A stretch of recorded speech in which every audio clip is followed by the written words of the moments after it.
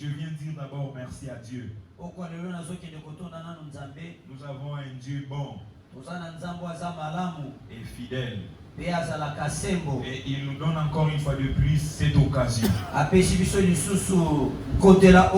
Que toi et moi l'on soit dans sa présence. Non seulement cela, il nous a gardés en vie. Non seulement nous vivons, mais en bonne santé. Non seulement en bonne santé, mais nous a donné aussi la force de faire le mouvement.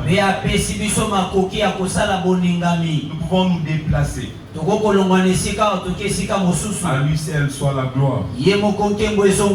Nous disons aussi merci à notre Père de nous avoir autorisé encore une fois de plus. Merci à toi qui es déjà dans la présence de Dieu. Je te rassure, cette semaine Dieu te fera du bien. Je disais cette semaine Dieu te fera du bien.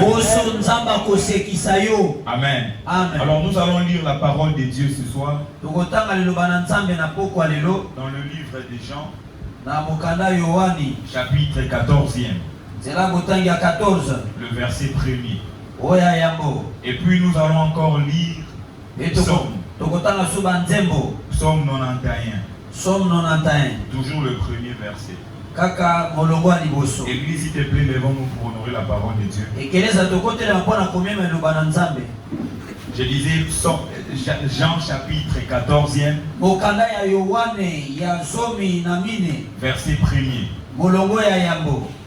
Nous lisons au nom de Jésus. Nous lisons au nom de Jésus. La Bible dit que votre cœur ne se trouble point. Croyez en Dieu et croyez en moi. Verset. Reprenons nos places, s'il vous plaît. Nous lisons encore Psaume. Je disais Psaume 91.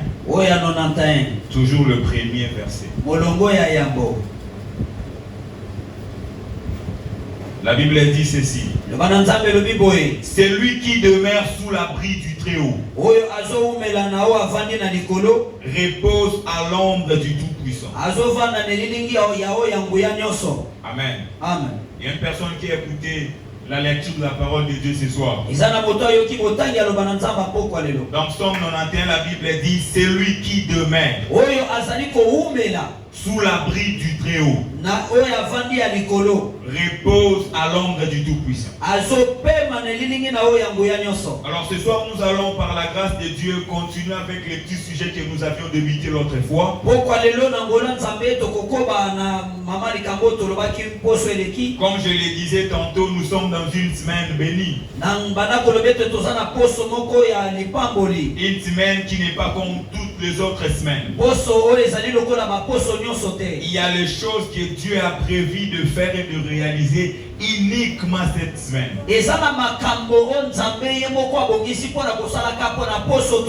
C'est pourquoi il est nécessaire et important pour toi et moi de ne pas rater.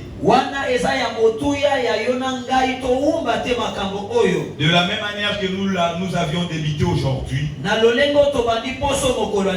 Dieu va nous garder en vie. Et il va nous accorder encore la bonne santé.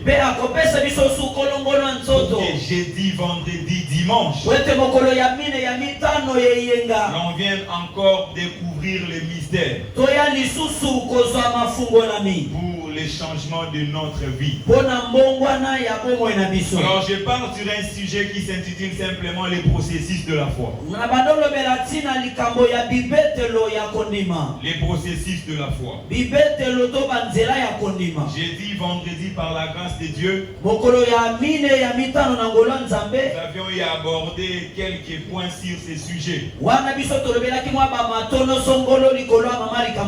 Et ce soir, nous voulons toujours continuer. Comme c'est une soirée d'enseignement, écouter la parole et nous préparer pour notre activité. Dans le livre de Jean, chapitre 14e. Ici c'est le Seigneur Jésus-Christ qui parle. Il parlait, il s'adressait à ses disciples. Comme nous ce soir on est en train de parler devant l'église de Dieu. Nous tous, Dieu nous parle ce soir. Jésus disait à ses disciples que votre cœur ne se trouble point.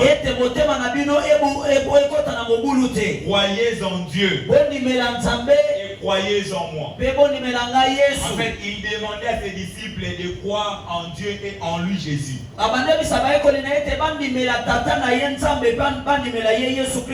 Il a commencé par leur dire que votre cœur ne se trouble pas.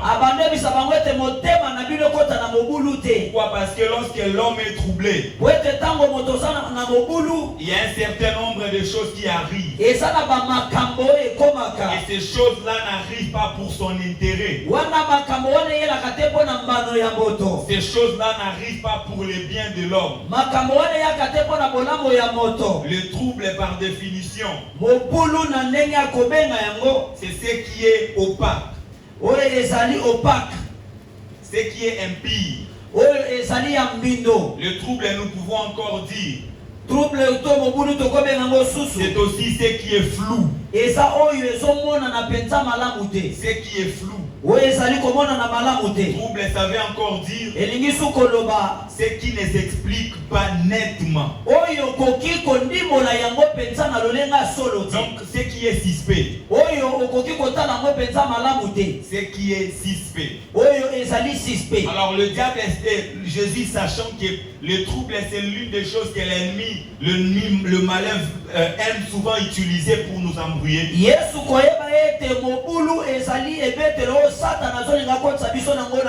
Il disait en avance à ses disciples de ne pas se troubler. Comme nous ce soir, Dieu nous demande de ne pas nous troubler. Et Gaza ne te trouble pas. Bien-aimés frères et sœurs, papa, maman, ne te trouble pas. Alléluia. Amen. C'est que le trouble fait dans la vie de l'homme.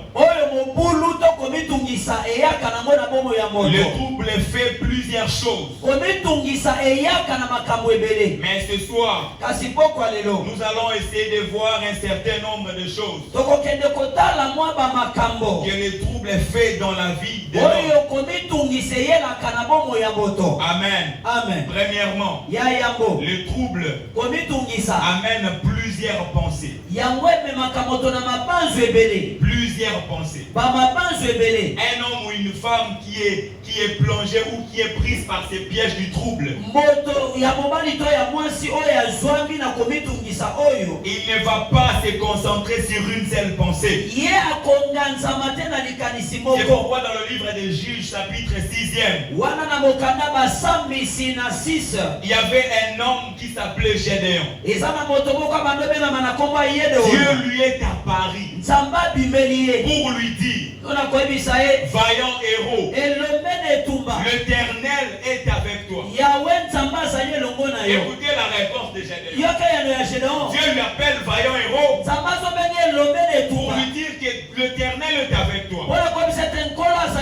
Gédéon répond, oh Seigneur, si l'Éternel est avec nous, pourquoi toutes ces choses nous sont-elles arrivées? Trouble. Il était déjà plongé dans ça. Alléluia. Bien-aimé, ne te plonge pas dans les troubles. Lorsque tu es troublé, il y aura plusieurs pensées qui vont commencer à se battre. Tu n'auras pas une seule pensée que tu peux saisir. Tu n'auras pas une seule pensée à laquelle tu peux t'attacher. Tellement tu es troublé. Il y a plusieurs pensées. Je prie que Dieu nous délivre de cela. Dans le nom de Jésus. Le trouble amène encore. Le trouble nous pousse à agir, ou à poser des actions en dehors de la voie de Dieu. Lorsque tu es troublé, constatez bien. Lorsqu'un homme ou une femme est troublé, c'est très difficile de lui voir agir conformément à la parole de Dieu. Vous savez, il y avait un peuple, c'est le peuple d'Israël, un peuple choisi par Dieu lui-même. Le prophète Moïse était monté à la montagne pour parler à l'Éternel. C'est en Exode 32.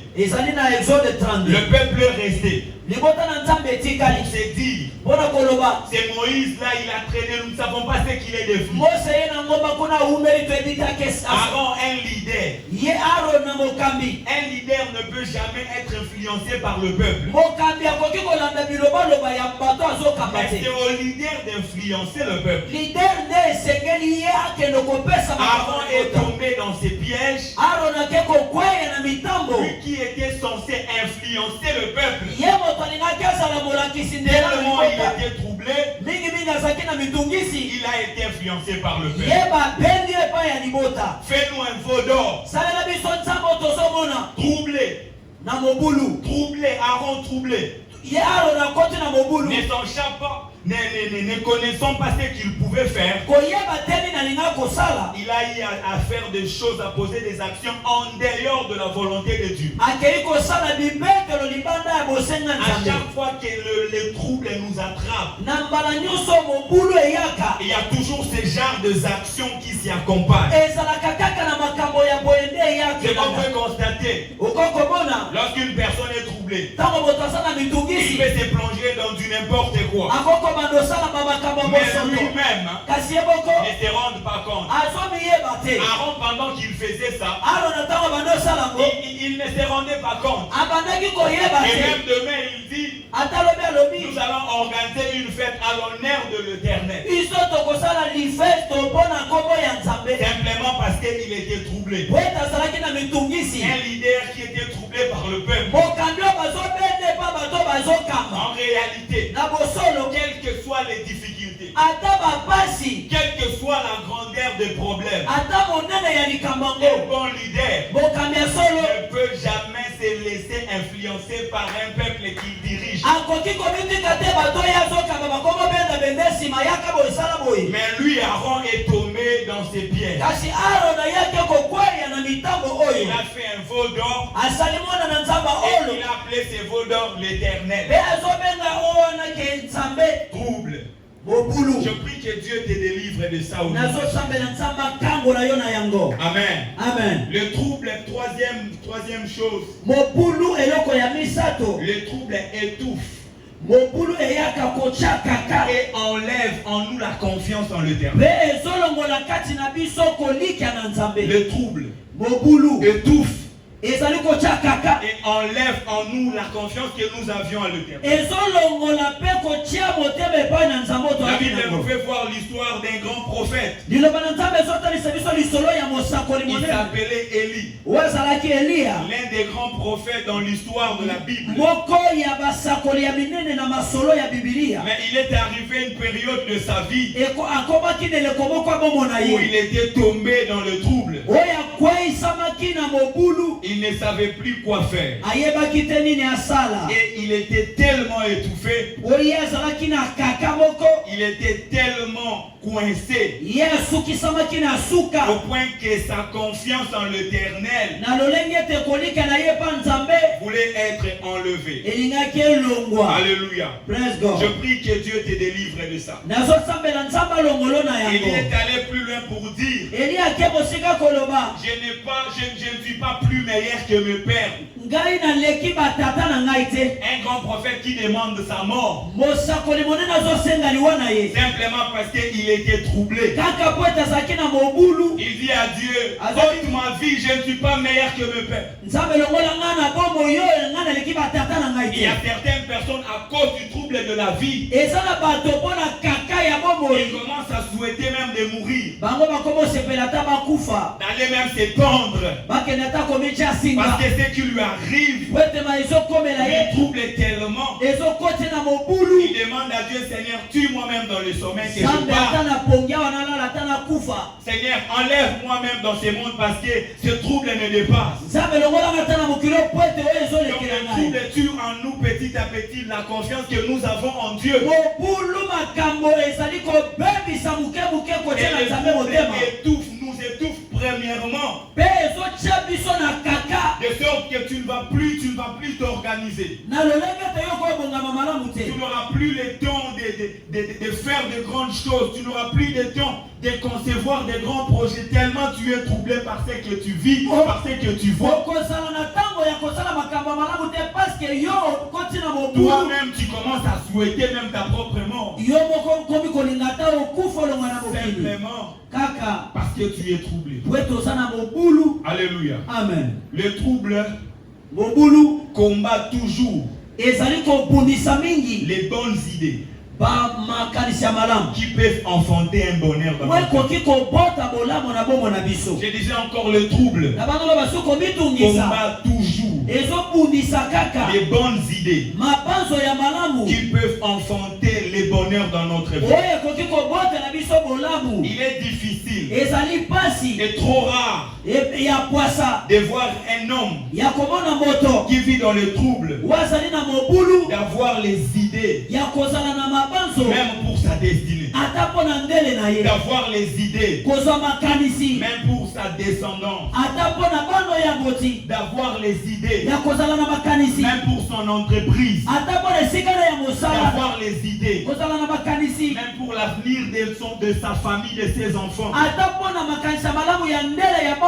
Donc tu es troublé, les bonnes idées qui peuvent enfanter un bonheur sera toujours combattu. Parce que les troubles combattent toujours les bonheurs.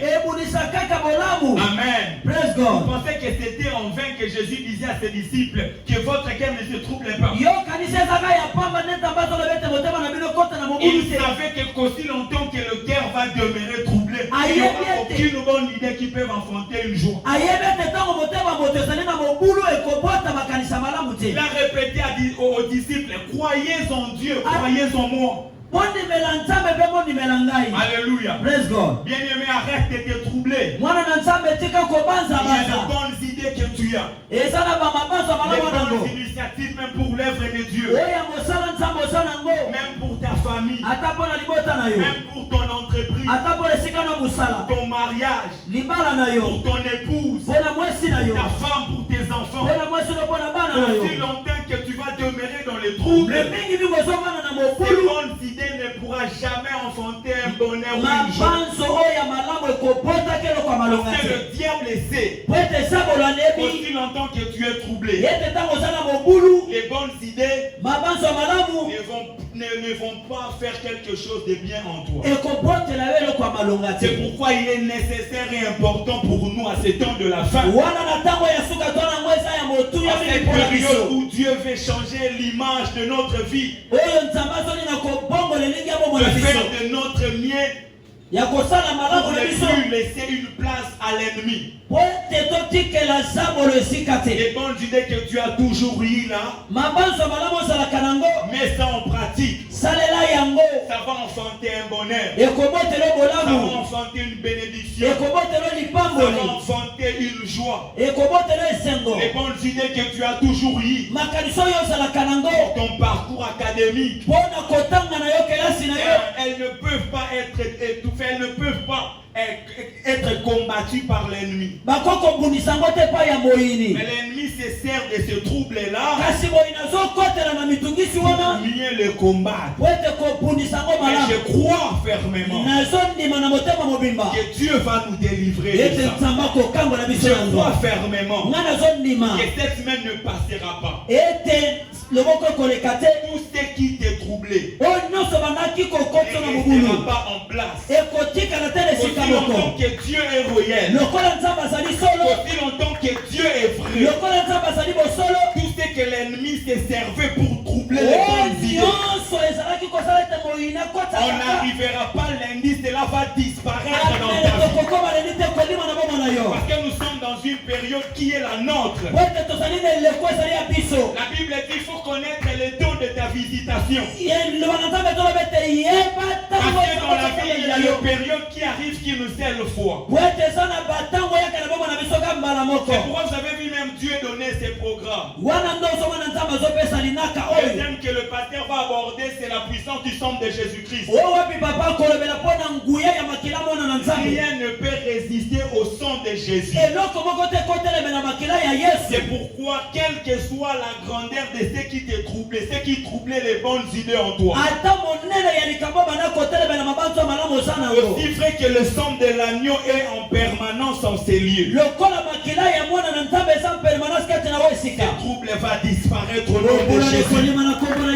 Alléluia. Le trouble s'oppose souvent à notre croissance spirituelle, physique, financier et matériel.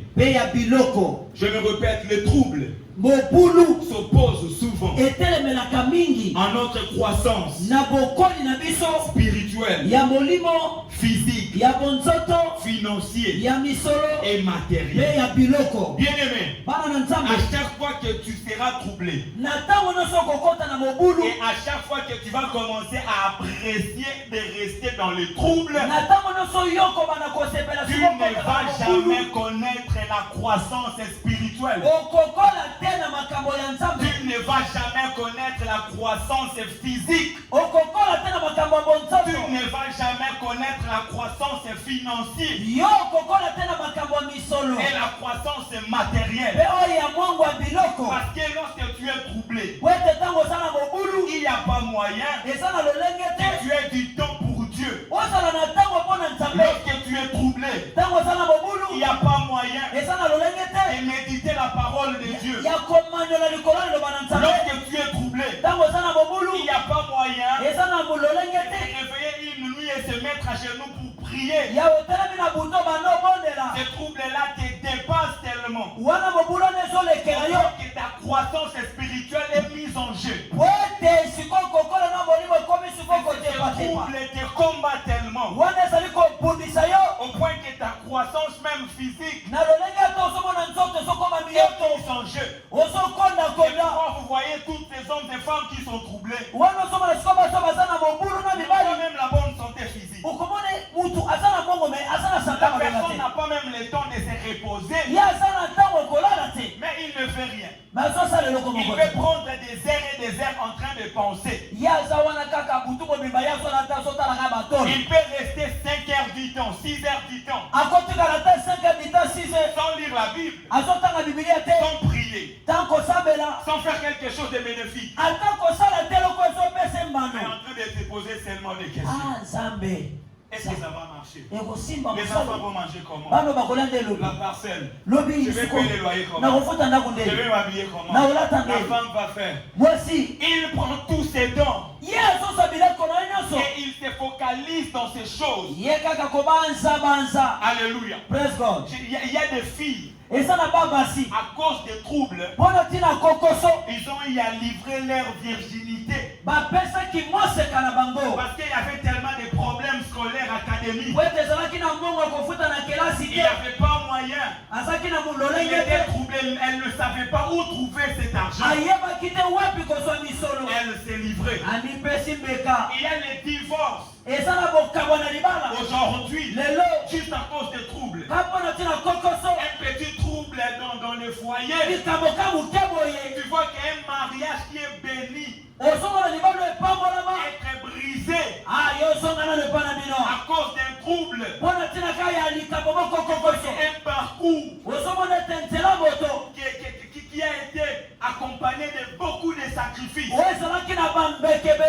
Être détruit comme ça à cause des troubles. Vous voyez une famille que Dieu avait bénie tombée dans l'instabilité à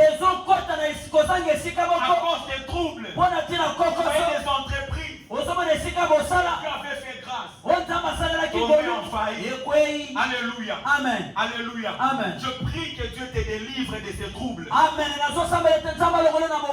Parce que les troubles ne vont jamais répondre à ta joie. Alléluia. Amen. À cause des troubles bien-aimés, il y a le mariage qui est bafoué. Il y a même les enfants dedans. Mais tellement les troubles, il y a des divorces. Alléluia. Amen. Les troubles s'opposent souvent à notre croissance spirituelle, physique, matérielle. Mais je crois que Dieu ne te laissera pas dans cela. Si tu le crois, dis Amen. Amen. Je crois que Dieu ne te laissera pas. Il te délivrera certainement. Dernière chose, les troubles brisent et détruisent notre cœur d'une façon inimaginable.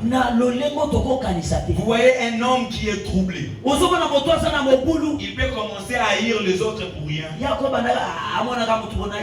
Le trouble brise et détruit le cœur de l'homme d'une façon inimaginable. Tu ne sais pas comment les troubles que tu as aujourd'hui peut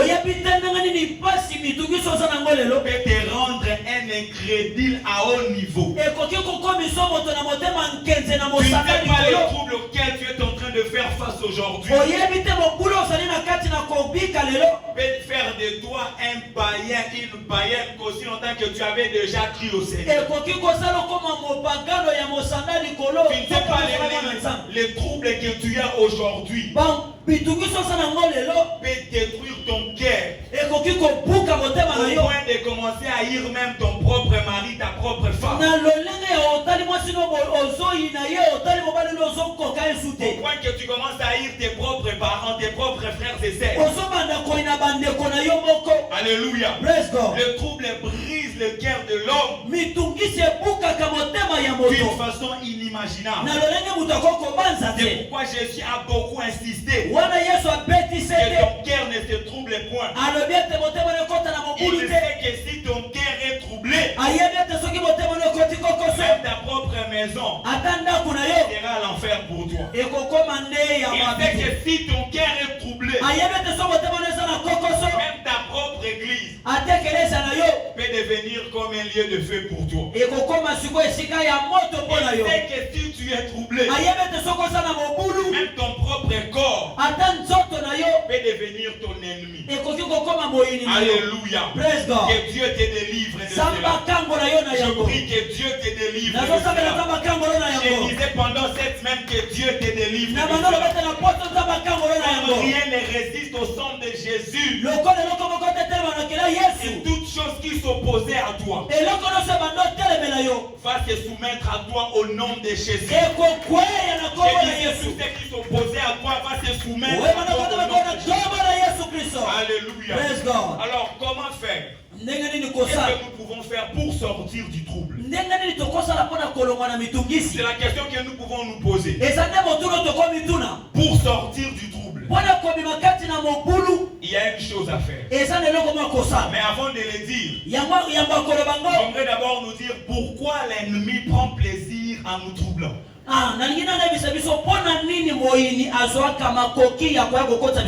Pourquoi le diable aime nous troubler? Alléluia. Amen. Le diable aime nous troubler pour enlever en nous et ôter en nous la paix que Dieu nous a et peut nous donner. Amen.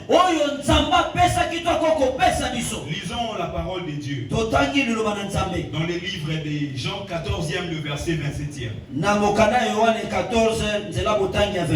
Est-ce que nous pouvons lire?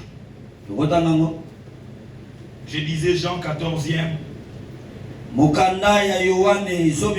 verset 27e. Jésus dit ceci: je vous laisse la paix. Je vous donne ma paix. Et je vous donne pas comme le monde donne. Le diable aime nous troubler pour que cette paix que Dieu nous a donnée ou peut nous donner quitte nos cœurs. Parce que le diable sait. L'homme ne peut pas avoir tout ce qu'il a. Mais dès lors que l'homme a uniquement la paix, il peut encore vivre pendant longtemps. Le diable a la connaissance. Et tu ne peux pas avoir le véhicule que tu as voulu. Même la belle maison que tu désires habiter. L'enfant que tu veux dans ta maison. La vie que tu aimerais vivre. Les lycées. Et tu ne peux pas avoir ces choses. Il y a une chose qui peut te faire vivre en attendant l'arrivée de ces choses. C'est la paix que Christ nous donne dans le cœur. C'est pourquoi il vient avec les troubles, avec une seule mission, celle d'enlever dans nos cœurs cette paix-là, afin de jouer mieux avec nous. Alléluia. Amen. Pourquoi il nous trouble encore? Le diable nous trouble pour nous égarer dans le chemin de la foi. Jésus-Christ a dit une vérité. Lorsque je reviendrai dans le monde, est-ce que je vais trouver encore la foi? Le diable sait qu'aussi longtemps que tu as la foi et l'éternité est ton pardon. C'est pourquoi il multiplie les troubles juste pour t'égarer dans le chemin de la foi. Sachant que c'est par la foi que tu peux plaire à Dieu. Sachant que par la foi que tu peux obtenir ce que tu veux. Sachant que par la foi tu peux honorer ton Dieu. Il vient te troubler afin que tu te poses des questions. J'ai pris comme si je n'ai pas pris. Je prie comme si je ne prie pas. Mardi, je suis à l'église. Jeudi à l'église. Vendredi à l'église. Parmi les mamans, je suis là. Dans la jeunesse, je suis là. Dimanche, je fais les décules. Mais pourquoi tous ces troubles? J'abandonne. C'est là qu'il t'attend. Il t'attend là. Il nous attend tous là. C'est pourquoi il multiplie les troubles. Quelles que soient les difficultés de la vie, que rien ne puisse t'égarer. Quels que soient les manques actuels, quels que soient les problèmes du moment, que rien ne puisse t'égarer dans le chemin de la foi. Car c'est par la foi que tu peux toucher ce que Dieu t'a promis. C'est par la foi que tu peux devenir cet homme que tu as toujours voulu. C'est par la foi que tu peux devenir cette femme que tu as toujours attirée. Le diable, sa chance est là. Il veut t'égarer en multipliant les troubles. Je prie le Dieu de Barzillai, le nom de Jésus. Aucun trouble actuel ne va t'égarer. Aucun trouble du moment ne va t'égarer. Tu vas rester dans le chemin de la foi. Aussi longtemps que Christ n'est pas encore de retour, rien ne va nous égarer. On doit faire partie de ceux-là que Christ doit retrouver avec la foi. Alléluia. On doit faire partie de ceux-là que Jésus-Christ doit trouver avec la foi. Amen. Amen. Le diable ne va pas te troubler. Tu vas rester dans la foi. Plus les troubles viennent, plus nous allons croire davantage. On va rendre le diable dingue. Plus il multiplie les troubles, plus ton espoir s'augmente. Plus il multiplie les troubles, plus nous croyons davantage. Plus il multiplie les troubles, plus nous venons à l'église à temps. Plus il multiplie les troubles, plus on ne manque pas dans aucun programme de l'église. Plus il multiplie les troubles, plus plus nous restons encore fidèles à Dieu, plus il ne multiplie les troubles, plus tu vas encore servir Dieu, plus il multiplie les troubles, plus tu vas encore offrir, plus il multiplie les troubles, plus tu vas rester fidèle dans ta vie. Il ne va nous égarer dans la voie de la foi. Alléluia. Le diable nous trouble pour nous envoyer dans une mort non voulue par Dieu. Amen. Amen. Le diable nous trouble pour nous envoyer dans une mort non voulue par Dieu. C'est pourquoi la Bible dit l'ennemi vient que pour dérober. Et la finalité de tout est tuer. Alléluia. Il te trouble parce que il ne veut pas voir tes enfants grandir à tes yeux. Il te trouble parce que il ne veut pas que tu vois tes enfants se marier. Il te trouble parce que il ne veut pas voir la sémence que tu as placée dans tes enfants, tes fils, tes filles grandir. Il te trouble parce que il ne veut pas voir ses mariages se stabiliser. C'est pourquoi il vient troubler pour nous envoyer dans une mort non voulue par Dieu. Toutes les morts ne sont pas voulues acceptées par Dieu. Certaines morts arrivent parce que l'homme est tellement troublé. Et le diable te pousse, il t'accompagne. Il sait que tu pars dans un chemin de la mort. Il t'accompagne. Il t'accompagne. Si tu veux divorcer, il t'aide. Tu veux quitter l'église, tu veux cesser de servir Dieu, il t'accompagne. Si tu ne veux plus participer au kiff de la semaine, il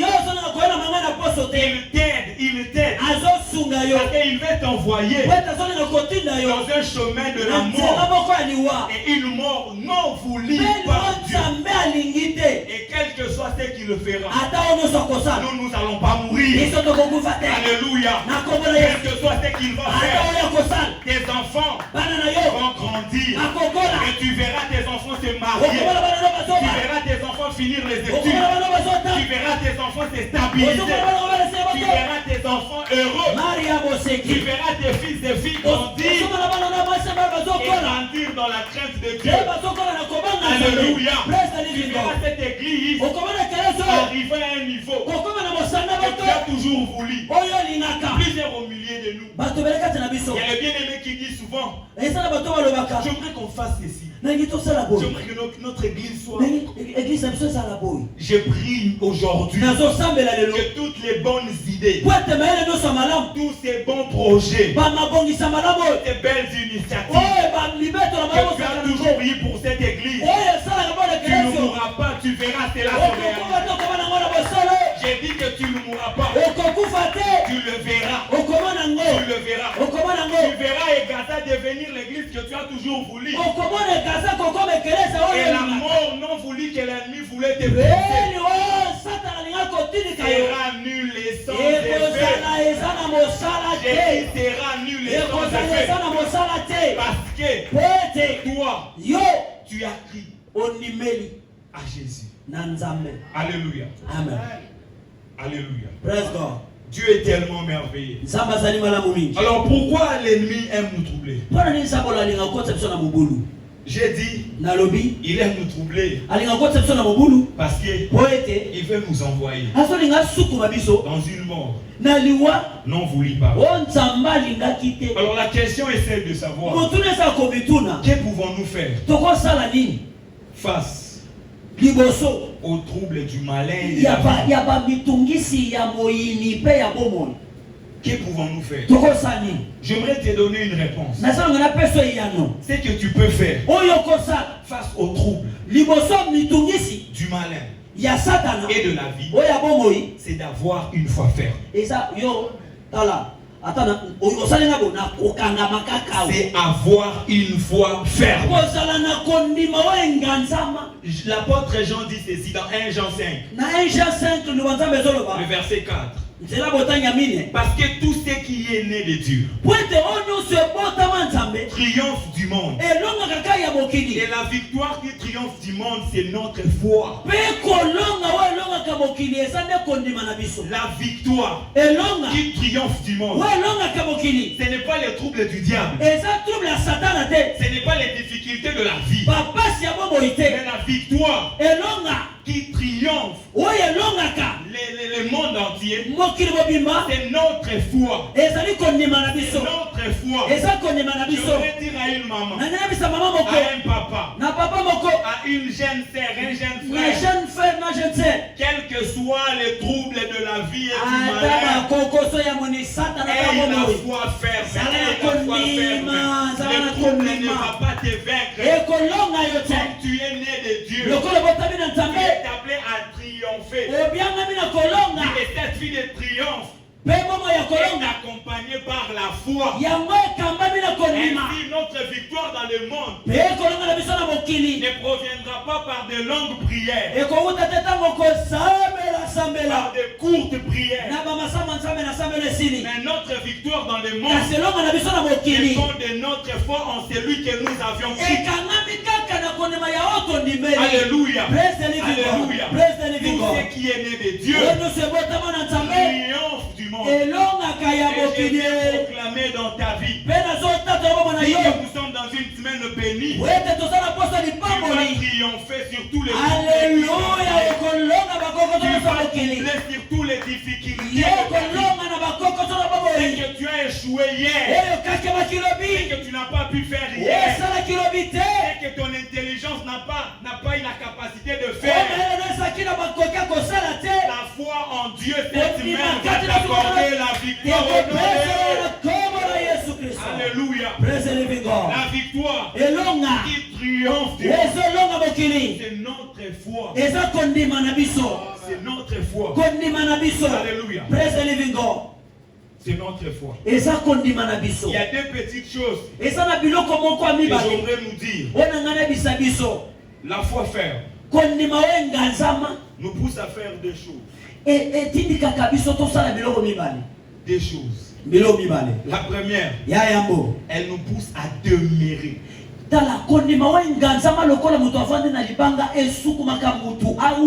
Des bons côtés.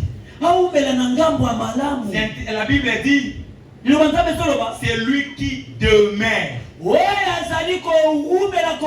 sous l'abri du Très-Haut. Pas celui qui demeure sous l'abri de ses parents. Pas celui qui demeure sous l'abri de son épouse. Pas celui qui demeure sous l'abri de ses finances. Pas celui qui demeure sous l'abri de son entreprise. Pas celui qui demeure sous l'abri de ses biens familiales. C'est celui qui demeure sous l'abri du Très-Haut.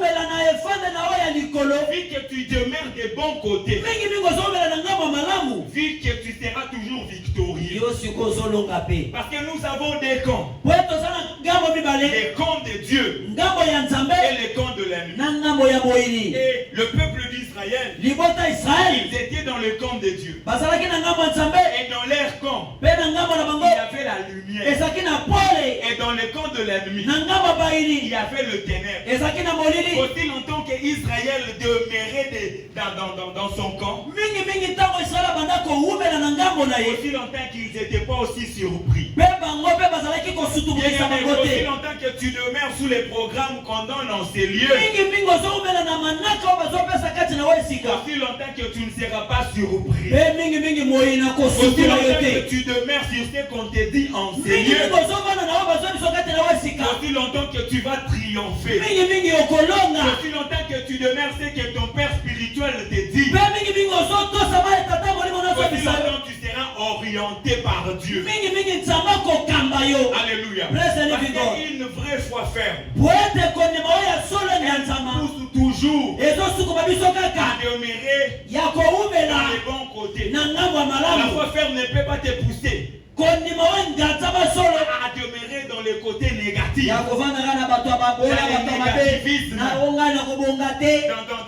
Dans les questionnements, dans les problèmes, dans les doutes, dans l'incrédulité. Non, la foi ferme va te pousser à demeurer les bons côtés. Il y avait quelque chose qui s'est passé en Israël.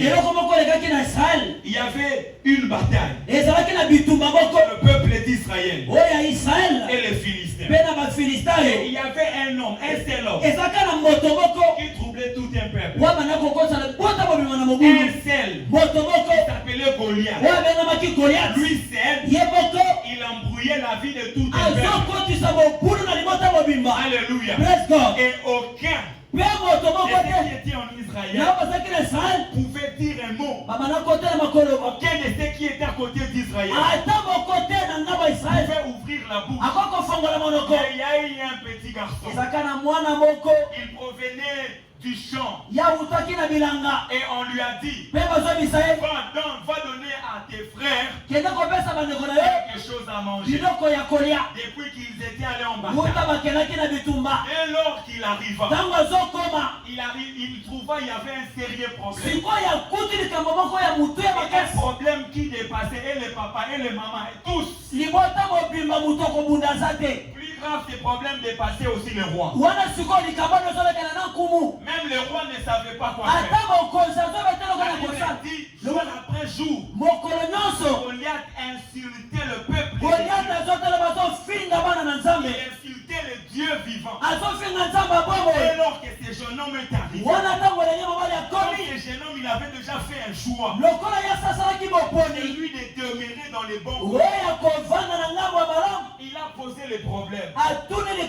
On lui a dit. Il a dit, il va se battre avec lui. Mais regarde, Eliab, il vient pour dire, nous connaissons ton orgueil. Face à la détermination de la vie, il y a toujours les Eliab qui s'élèvent. Bien aimé, il y a les décisions que tu peux prendre. Tu t'engages à être à l'église toutes les semaines. Il y aura toujours un Eliab, même de l'église.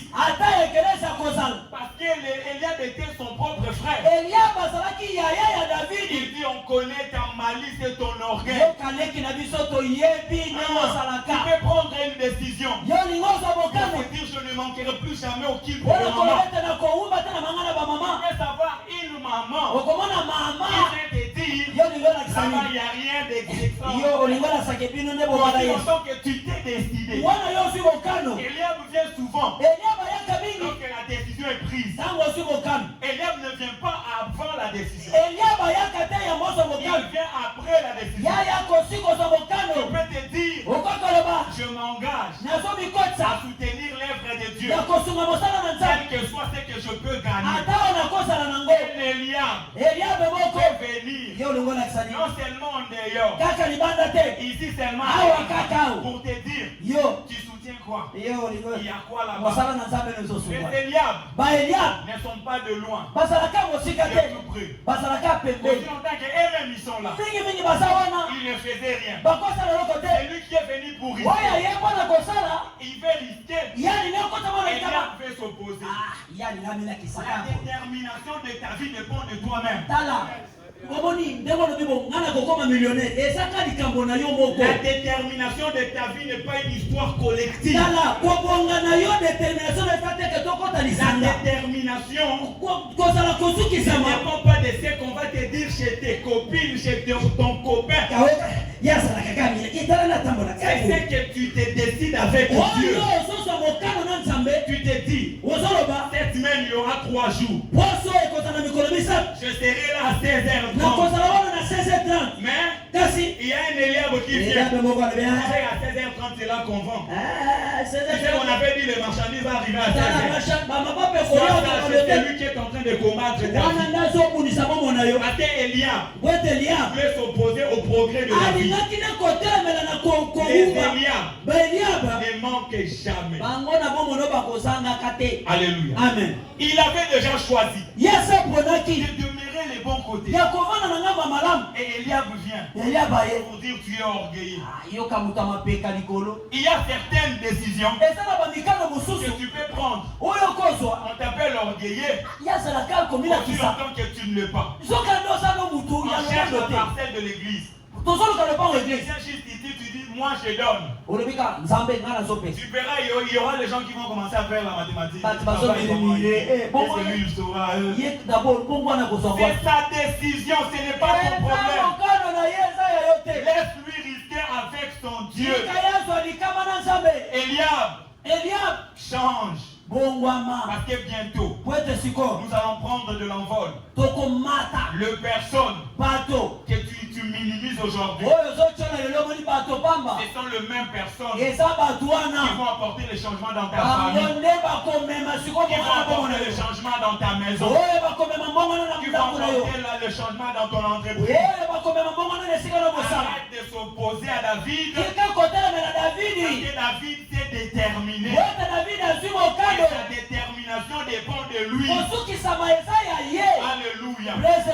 Alléluia. Il avait choisi. Bien-aimé, faisons les bons choix. Demeurons les bons côtés. Voyons, on a un programme ici. Tu peux choisir de demeurer des côtés de ceux-là qui sont décidés d'être là à 16h30. Tu ne perdras rien. Au contraire, tu gagneras plus. Que Dieu te bénisse. La deuxième chose, la foi ferme soutient à faire les bons choix. Et les bons choix que nous avions faits, c'est de croire à l'efficacité du sang de Jésus. Je disais, de croire à l'efficacité du sang de Jésus. Dans les temps anciens, il y avait le sang des animaux. Ces sangs-là permettaient que si l'homme pêche, j'ai écrit un comme ça. Peut-être je péché. Lorsque tu pêches, ces sangs-là vont simplement couvrir. Tu vois que tu ne vois pas les uns. Mais les uns est toujours là. C'est ce que les sangs de l'ancien temps faisaient. Il couvrait simplement. Il couvrait les souffrances. Il couvrait les difficultés. Mais alors lorsque le sang de Jésus est venu, le sang de Jésus n'est pas venu pour couvrir. Le sang de Jésus est venu pour effacer. Alléluia. C'est pourquoi la Bible dit il a effacé les actes. Il y avait plusieurs actes qui nous condamnaient. Jésus n'est pas venu pour couvrir les actes, mais il est venu pour les effacer. Comme j'ai effacé, il n'y a plus rien. Comme il n'y a plus rien, quelque chose de nouvel doit être écrit. Alors lorsque le sang de Jésus efface, c'est pour écrire de nouvelles choses. C'est ce que Dieu fera dans ta vie. Pour écrire encore. Il est effacer pour écrire encore. Il est effacer tes souffrances pour écrire une histoire nouvelle. Il efface ta difficulté pour écrire un bonheur. C'est une semaine où on est en train d'écrire. Et la Bible dit ce qui est écrit est déjà écrit. Jésus a effacé. Il viendra pour écrire ce que l'homme ne peut pas effacer. La puissance qui est dans le sang suffit pour effacer toute condamnation. Et c'est la Bible nous dit, il n'y a aucune condamnation. Ceux qui sont en Jésus. Cela veut dire que lorsque le sang de Jésus efface, aucun homme n'a le pouvoir de venir écrire encore condamnation. Lorsque le sang de Jésus efface, aucun homme ne peut venir écrire difficulté. Lorsque le sang de Jésus efface, aucun homme ne peut venir écrire lorsque le sang de Jésus efface pauvreté, aucun homme ne viendra écrire pauvreté. Lorsque le sang de Jésus efface, réécrit. Et cette semaine, Dieu va écrire dans ta vie les choses qui ne seront jamais effacées. Et cette semaine, Dieu va écrire dans ta destinée ce que l'homme ne peut pas effacer. Cette semaine, Dieu va écrire dans ton corps ce que les sorciers ne pourront pas effacer. Jésus. Alléluia. Alléluia. Praise the living God. Le sang de Jésus. Makila Yesu. Voir juste à son efficacité. Cela te suffit. Tu n'as pas besoin de poser trop de questions. La puissance du sang de Jésus. Tu te dis simplement, je crois à la puissance du sang de Jésus. Et l'histoire s'écrit. L'histoire qui s'écrit ne changera jamais. L'histoire que Dieu va écrire ne sera pas changée par ton grand-père qui est au village. Parce que le sang a effacé pour réécrire. Nous vous invitons, même toi qui nous suis, le moyen visuel, le sang est en train d'effacer pour écrire. Le sang efface pour écrire. Je déclare et je proclame que cette semaine, les choses que tu n'as jamais vécues, tu les vivras. Cette semaine,